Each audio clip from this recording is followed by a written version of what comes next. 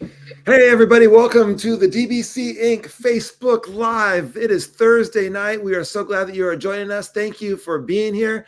Do us a favor, and as you join, we would love to know who's here. And so if you will go over to the comments, throw your name in, let us know where you are watching from. We would love to hear from you. I have a special guest tonight, and that is the author of You Are Poetry, Mike Johnston. Mike, what's up? You're looking at it, just living the dream, got a little bit of sunshine behind me. So that is what's up. I'm happy to be talking to you and, going to talk a little bit about some of my favorite stuff.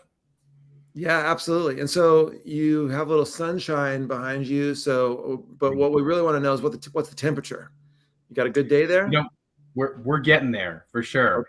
Okay. Winnipeg is known for slowly earning its spring and summer, but we are definitely getting into the spring and summertime for sure. It's getting a lot nicer and a lot warmer, which is great because I have recently taken to going for jogs at lunch, Nice. and it's been great for that. I mean, like a couple of days, it really challenged me. It was really chilly and wanted me to stay in, but I was like, nope, we're gonna toss on a little hip hop and give her heck for sure. I like it. Hey, David, thanks for joining us. Appreciate you being here from my former location of SoCal. And we also have Sean joining us. Sean, appreciate you being here as well. Thank you so much for tuning in. Hi, guys.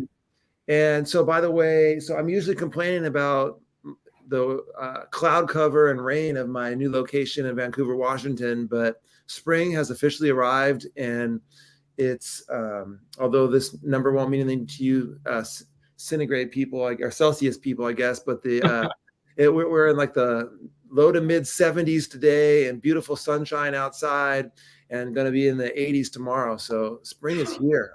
I am here for it 100% after several months of rain and cloud cover.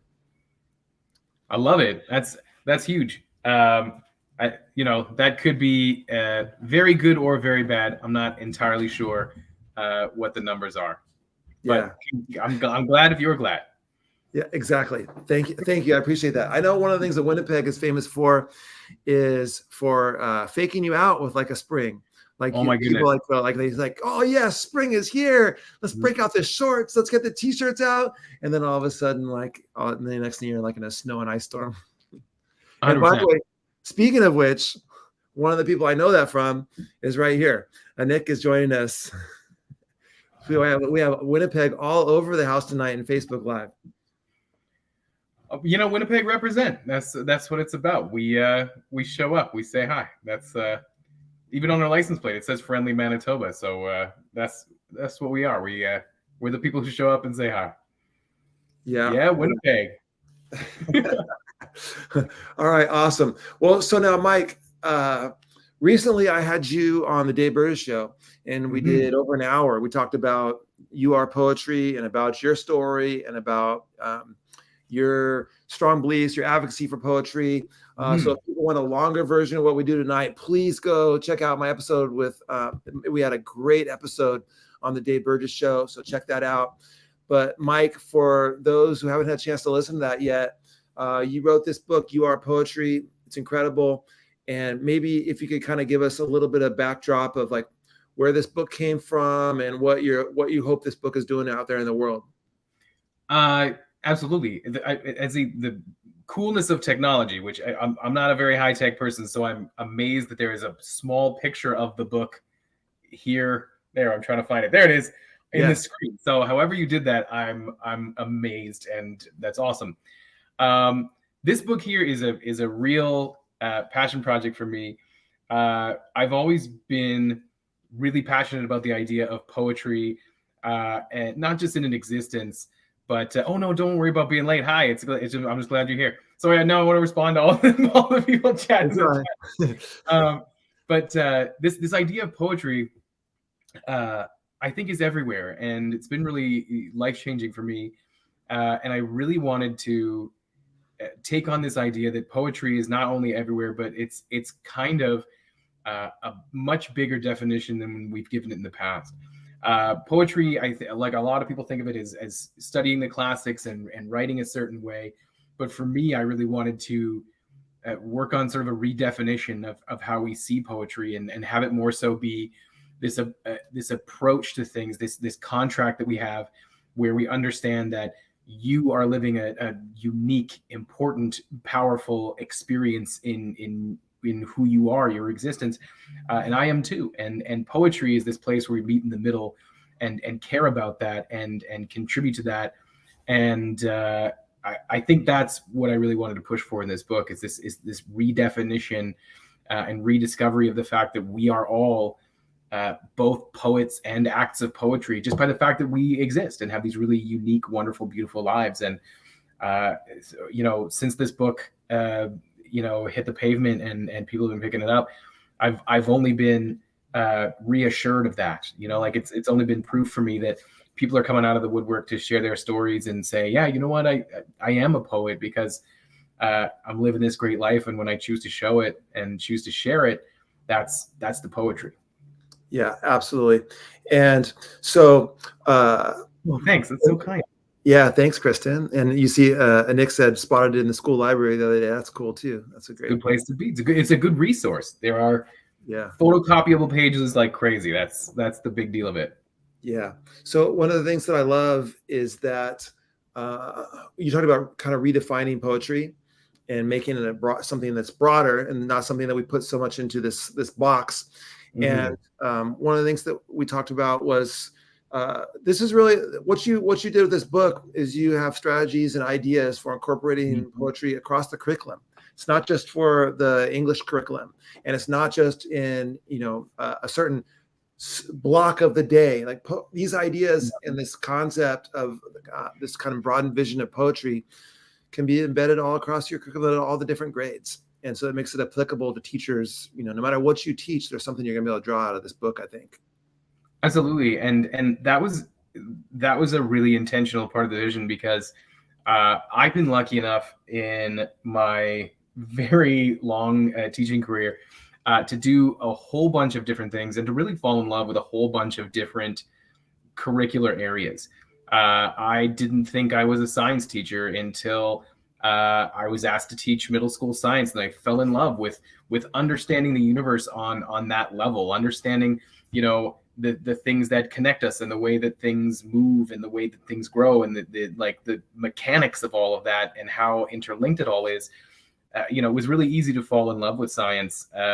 So it was really easy to find the poetry in there because I realized too that everyone sort of shares the same sort of X's and O's as far as scientific understanding is concerned, but like scientific experience is different, right? Like this whole idea that we all sort of have a different connection to those things that we're learning. I'm not saying that science changes its nature by what it is, but I am saying that people in their nature experience and value different parts of what that is. And that could be a really meaningful connective tissue for things like science.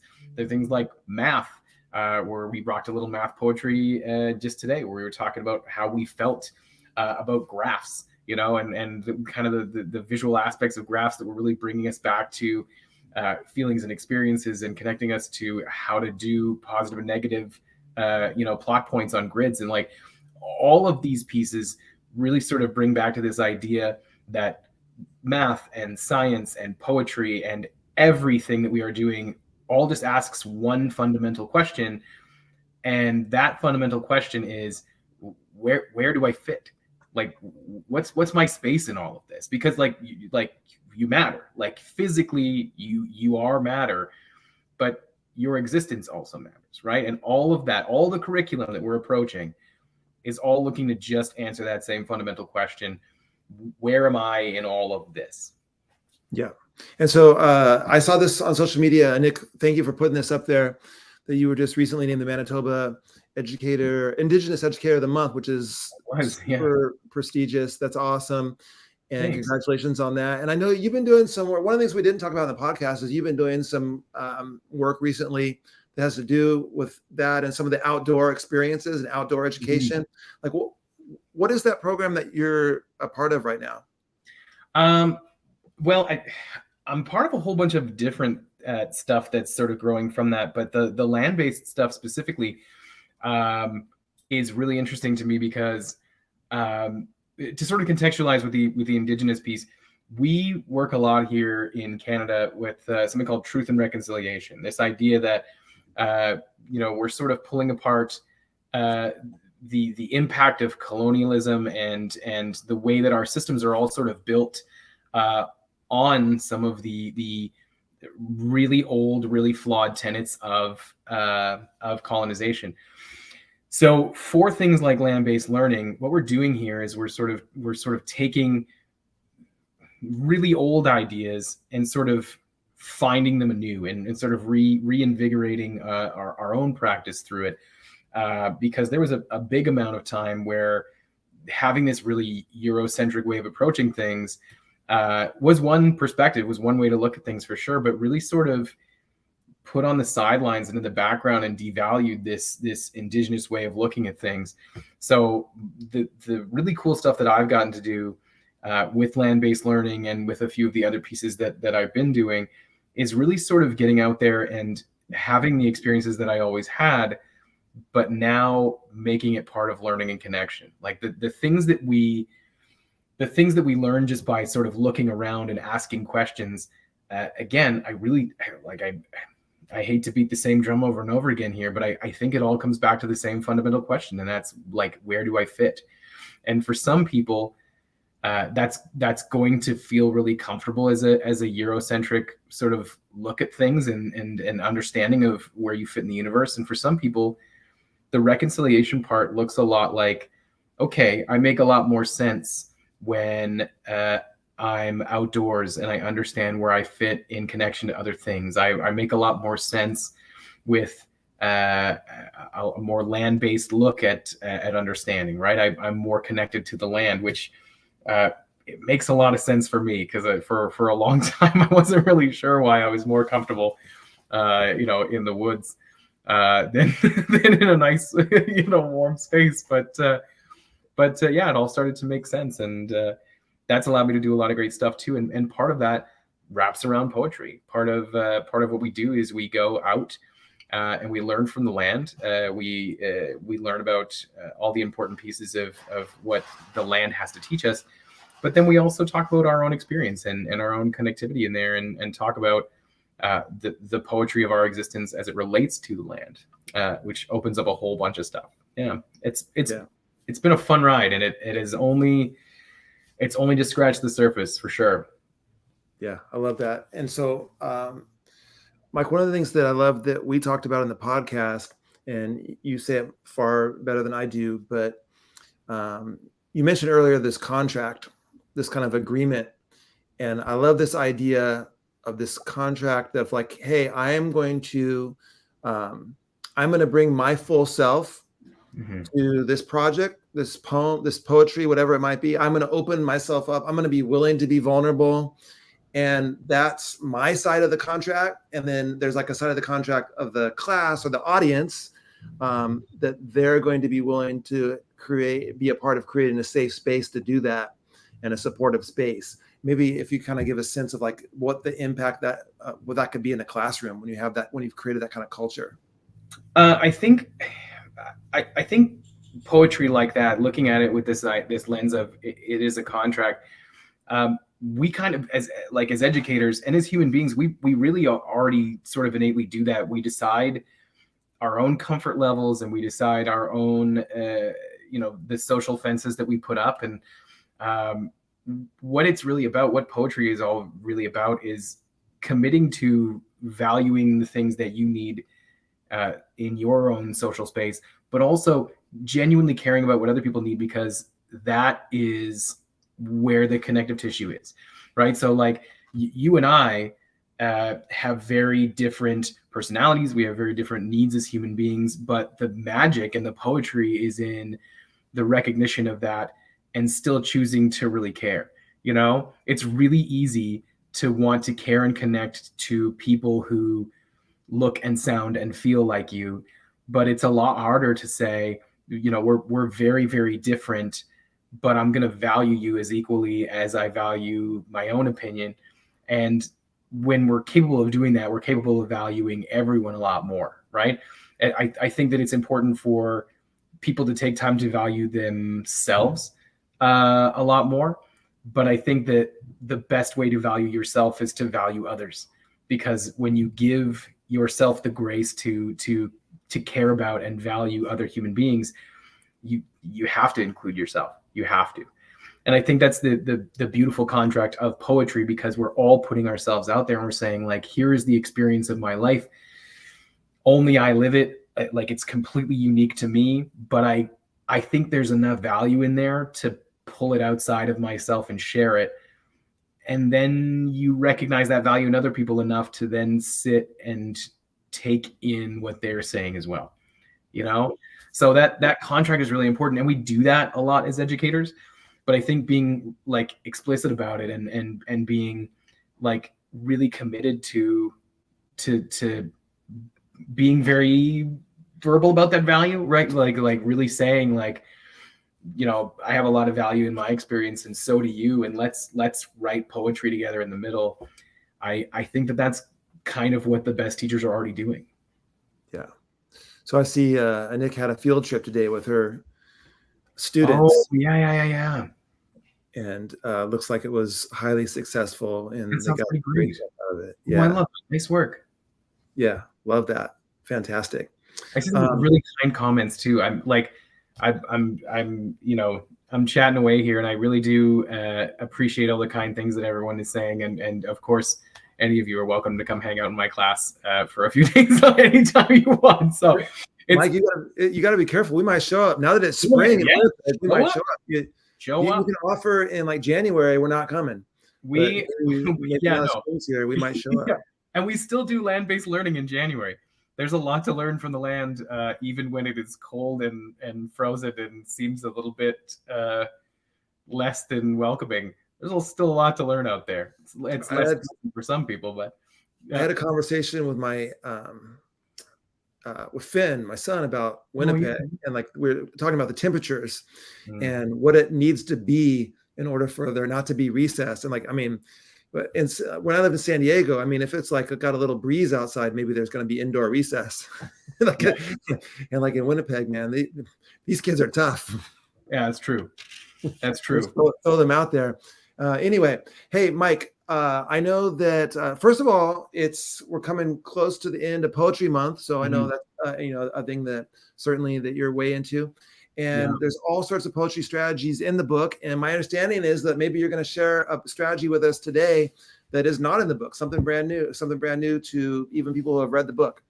I do like to share new stuff. And I love that we have an opportunity to have this conversation here at the end of Poetry Month. Because for me, like Poetry Month is a great opportunity to start having these conversations. But I really I fully believe, I mean, that's why I spend so much time, pouring so much of myself into this book. I believe there's poetry everywhere all the time. So Poetry Month is a great excuse and a really great jumping off point. And I love that people are into it. I have, I've been real busy in April, and that's, like people are getting in touch, and, we talk about the book and we talk about strategies, and like, I love it. I haven't slept in a month and a half, but that's, the best wide awake I've ever been. But, part of the thing I love about the book is that there are a lot of things in here that are accessible strategies all the time. Like one of the things I really wanted to do when I was writing this was like, sometimes when I'm a teacher, I don't want to read a whole book and just be super pumped about it over the weekend and get excited for Monday. Sometimes I just want to be like, okay, give me a snack for Monday morning, and I think that the whole book is full of Monday morning snacks. And I was hoping to sort of add to that. Now, one of the things with the activities is that they're all sort of designed to open students and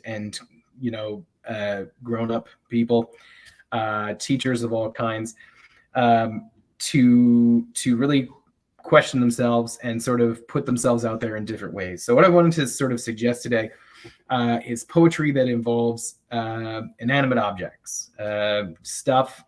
You had me at food. Stuff that is really important to us. Like we all have stuff around us that is important stuff. There's a reason that we have it. But it's the kind of thing that we all think is extremely valuable. But anybody who had to like clean out our houses for us would be like, what is even all this junk? I don't understand.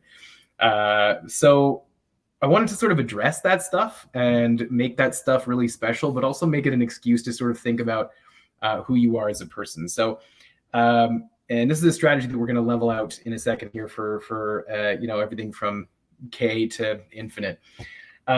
This is I am an object. Is what the strategy is called, is what I've been calling it. And the idea here is that you look around and yeah, me too. I have a lot of stuff that is like the junk that is the most dear to my heart. Absolutely. I would argue for the value of every inch of everything in my house. But like when we look around, there's a lot of things that we can see in these inanimate objects that we might be able to see in ourselves.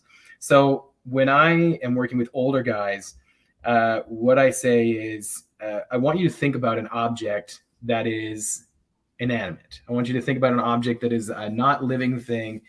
And I want you to think about ways in which that object is like you, which that object is like who you are as a person. Okay.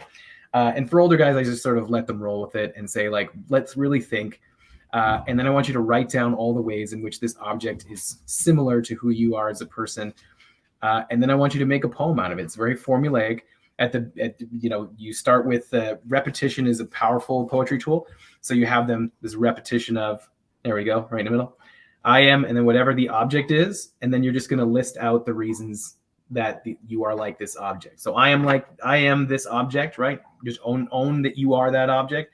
I am this object because, I am this object because, and then repeat it as many times as you want, because repetition is a great poetic strategy. And this is going to feel really safe for students who maybe don't identify as poets, because all you have to do here is think about a whole bunch of features of these objects that are going to be very similar to you, and then just write down the same formula over and over again. And before you know it, you've got a poem that really speaks and echoes who you are as a person, but without having to do too much soul searching that feels a little bit heavy for some people. Now, if you're working with early years, which is something I love doing. It's such a different vibe. I never get more hugs than I do with when I go into classes that have very tiny people in them. What I like to do, because it's really a lot more of an ask for little guys to be like, hey, you have access to infinite objects. Think of one, right? That's too much. So what I like to do is I like to bring in some interesting objects, and I like to sort of ask, like, if I'm this ball, right? I love this. This is my Pixar ball. I love this very much, from California. It's one of the objects that might be junk to other people, but it's very special to me.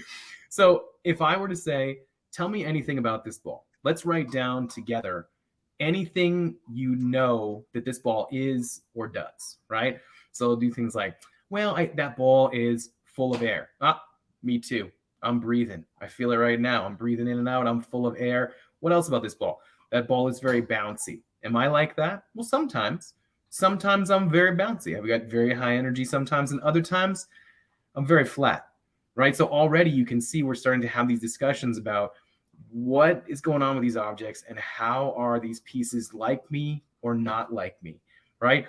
And you can approach this any way you want. Sometimes I'll say, tell me anything that you notice about this object.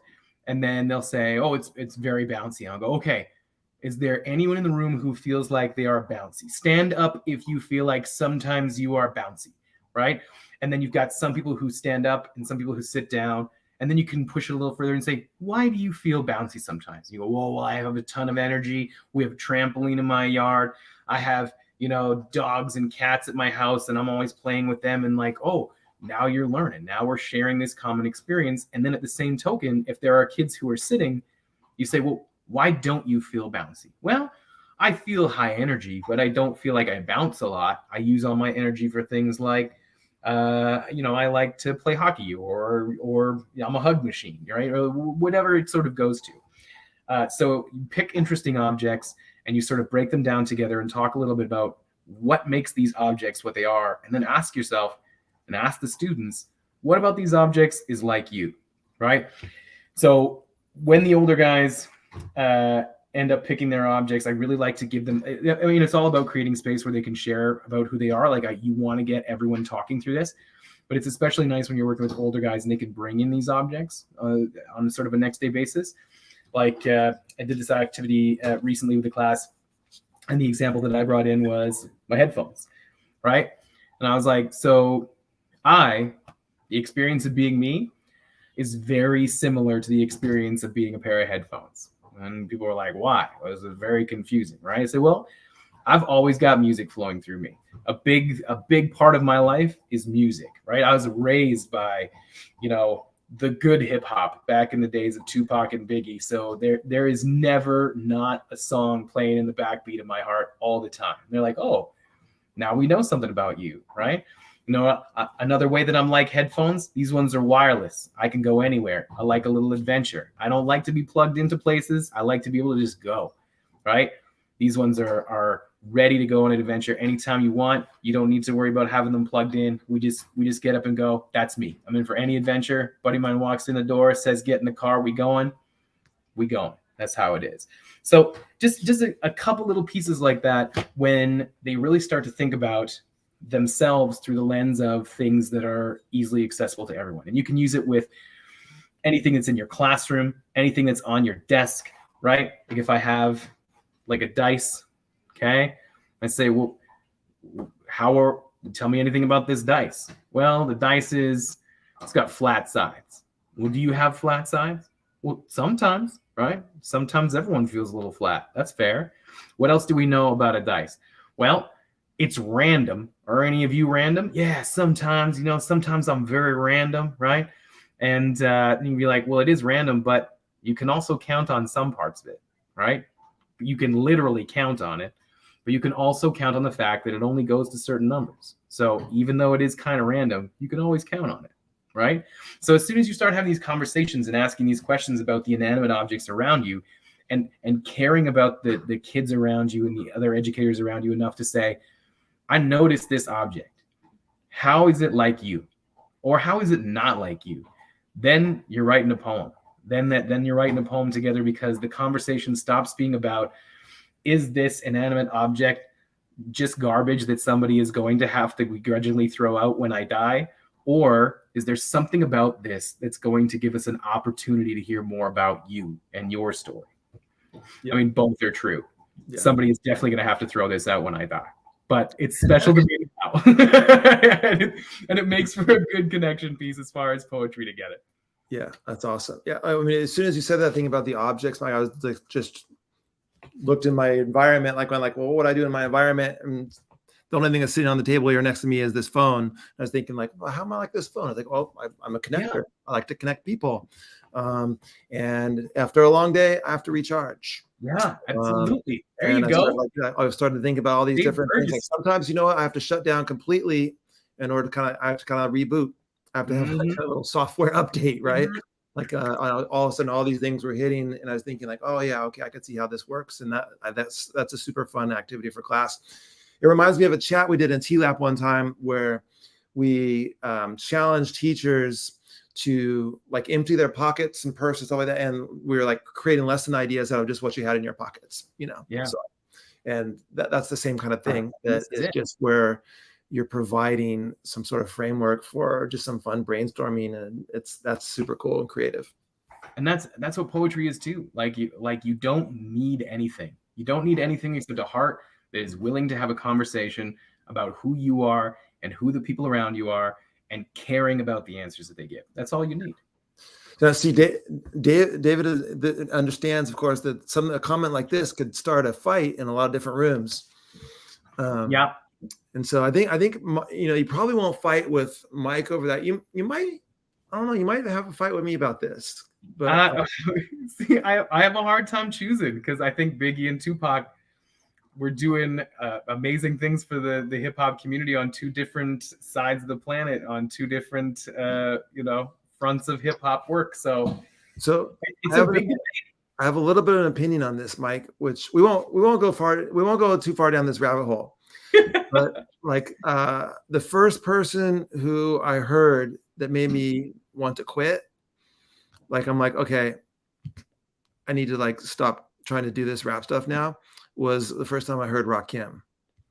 And so he might be the GOAT for me, but I also love Biggie. So I'm not gonna fight with David over this, but I'll be willing to add other names into the mix. Let's put it that way.